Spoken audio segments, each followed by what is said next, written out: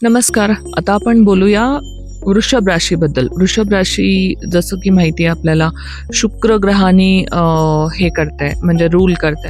पण त्याचं जे हे आहे एलिमेंट आहे तो पृथ्वी एलिमेंट आहे. ओके, तर त्यामुळे हे लोकांना असे कम्फर्ट थोडंसं जास्त आवडतं. ह्या लोकांना ग्राउंडेड असतात. ओके, इगो पण आहे सक्त, असं म्हणतो ना, एक कडक कडक नेचर असतो ह्या लोकांचा. आणि ओव्हरऑल ह्यांची पर्सनॅलिटी लकी खूप जास्त असतात. बिकॉज शुक्र ह्यांचा आधिपत्य असल्यामुळे लक फॅक्टर कुठेतरी असतो ह्यांच्यावर. ऑफकोर्स डिफिकल्टी येतील, बाकीचे पण ग्रहांची प्लेसमेंट आपल्याला कुंडलीत बघावी लागते. पण जर तुमचं लग्न वृषभ असेल है ना, लग्न किंवा राशी दोन्हीपैकी कोणतंही, तर मग तुम्ही थोडेसे लकी कन्सिडर केले जाता. बिकॉज लाईफमध्ये ना इझिली गोष्टी घडत जातात किंवा हेल्पिंग हँड भेटत जातो. लक्ष्मीचा कुठेतरी आशीर्वाद असल्यामुळे फिमेल्स असतात मोस्टली ह्या राशीच्या, ह्या लग्नाच्या, तर त्या लोकांचं जन्म घेताच घरामध्ये ना थोडंसं असं म्हणतो ना लक्ष्मीचे पावलं पडली,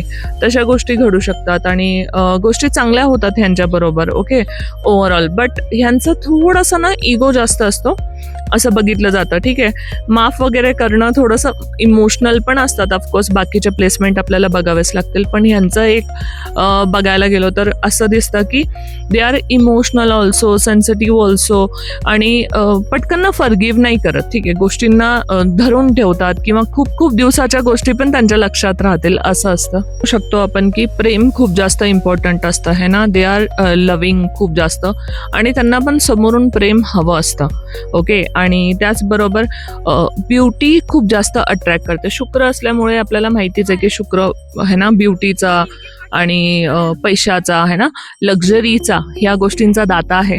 त्यांच्या स्वामीत जर हे असतील तर डेफिनेटली ह्यांना त्या गोष्टी खूप जास्त अट्रॅक्ट करतात आणि सौंदर्य खूप जास्त अट्रॅक्ट करतं. ब्युटिफुल गोष्टी माझ्याकडे असाव्या असं ह्या लोकांना वाटतं.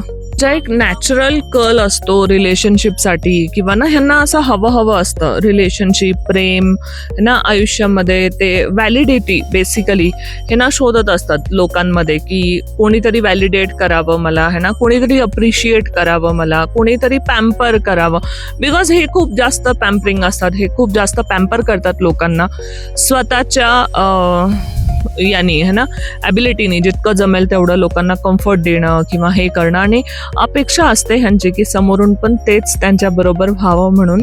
या लोकांच्या लाईफचे ट्रेड जर आपण बघितले तर असं बघू शकतो आपण की पेशन्स खूप जास्त असतो ह्या लोकांमध्ये. ओके, टॉलरेट खूप जास्त करतात किंवा खूप जास्त मेहनत करतात एखाद्या गोष्टीवरती, एखाद्या रिलेशनशिपवरती, कामावरती. ओके, आणि ह्यांना ग्रोथ पण भेटते, हळूहळू भेटते, पण स्टेबल असते यांची जी ग्रोथ असते ती कोणत्याही गोष्टीमध्ये. प्रॅक्टिकल थिंकिंग खूप जास्त असते. ओके, ड्रीमी नेचर असतो ह्यांचा, पण प्रॅक्टिकल थिंकिंग पण असते ह्यांची. ओके, त्या गोष्टीमध्ये उतरल्यानंतर किंवा ते चॅलेंज एक्सेप्ट केल्यानंतर 100% ह्यांचं असं होतं की ते करूनच दाखवणार आहे ना, होणारच आहे, आणि त्याच्यासाठी हार्डवर्क पण करतात. ओके, कम्फर्ट थोडा इम्पॉर्टंट असतो, पण जेव्हा ठरवतात ना की नाही हे करायचंच आहे, हे हवंच आहे मला, ओके, तर मग युनिवर्स पण कुठेतरी ना ह्यांना मदत करतो की अचीव्ह करण्यासाठी. त्यांचा ना स्ट्रॉंग विल पॉवर बाहेर यायला पाहिजे, हेच युनिवर्सला हवं असतं. ज्या वेळेला ते बाहेर येतं तर 100% त्यांनी जे ठरवलंय त्या गोष्टी ते करून दाखवतातच.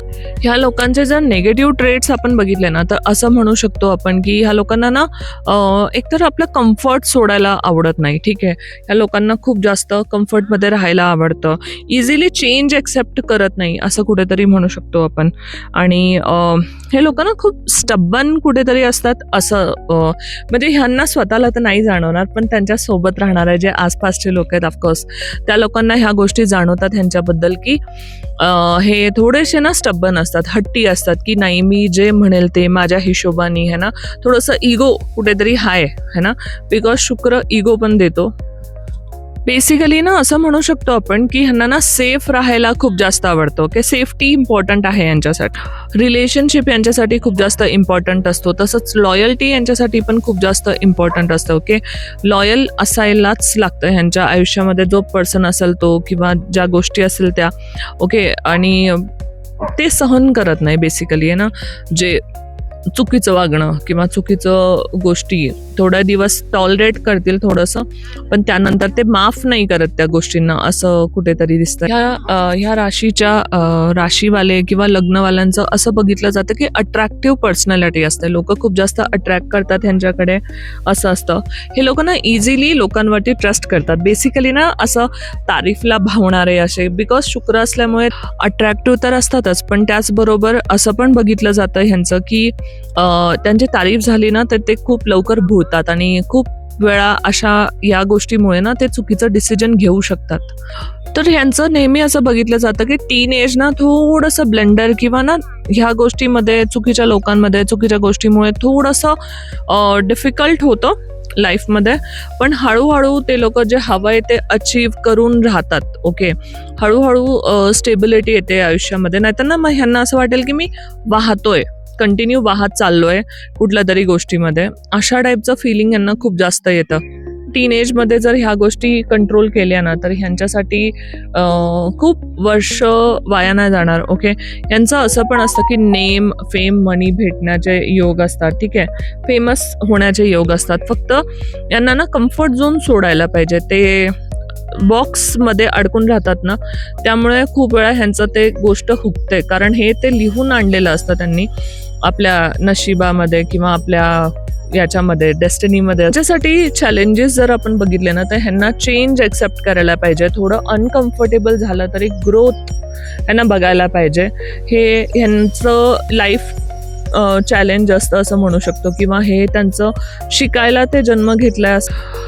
खूप लोक म्हणतात की वृषभ राशीचे लोक ना थोडे लेझी असतात, पण ऍक्च्युली हे लोक ना लेझी नाही आहेत. स्टेबल अँड स्टडी असतं ह्यांचं जे काही असतं ते. ज्या वेळेला ह्यांना रिअलाइज होतं ना त्यावेळेला ह्यांची ग्रोथ होते आणि स्टेबिलिटी ह्यांच्या आयुष्यात येते. ओके, तर रिअलायझेशन होणं इम्पॉर्टंट आहे कुठल्या वयात आणि कशा पद्धतीने होत आहे तुम्हाला रिअलायझेशन, आणि कसं तुम्ही स्वतःला पुढे ग्रो करताय, दॅट इज ऑल त्यांच्यावरती है ना. बिकॉज आपण कलियुगमध्ये राहतो ना, इथे खूप साऱ्या अशा गोष्टी आहेत म्हणजे, आणि ही लोक खूप लवकर त्या गोष्टीकडे अट्रॅक्ट होतात. ओके, कारण शुक्र असल्यामुळे, शुक्र कुठेतरी ना आत्ताच्या ह्या गोष्टींचा म्हणजे राहूचा प्रभाव आहे ना, आणि शुक्रचा प्रभाव आत्ताच्या ह्या पिरियडमध्ये खूप जास्त आहे. तर आपल्या स्वतःला कंट्रोल करणं, that is all depend on us. Okay, तर ह्या गोष्टी थोड्याशा लहानपणापासून स्पिरिच्युअली त्याला टच असलं तर मग 100% हे लोक ग्रोथ आपल्या लाईफमध्ये करणारच करणार. तुमची जर वृषभ रास असेल, तुम्ही खूप जास्त पॅशनेट आहात, तुमच्यामध्ये खूप जास्त पेशन्स आहे, तुम्ही खूप जास्त लॉयल असता, तुम्ही खूप सुंदर लाईफ म्हणजे ना सुरू करू शकता. फक्त तुम्ही ना चेंजला घाबरू नका. 100% तुम्हाला तुमच्या लाईफमध्ये ग्रोथ, सक्सेस दिसेल आणि त्या चेंजेस दिसतील जे ऍक्च्युली तुम्हाला हव्या आहेत.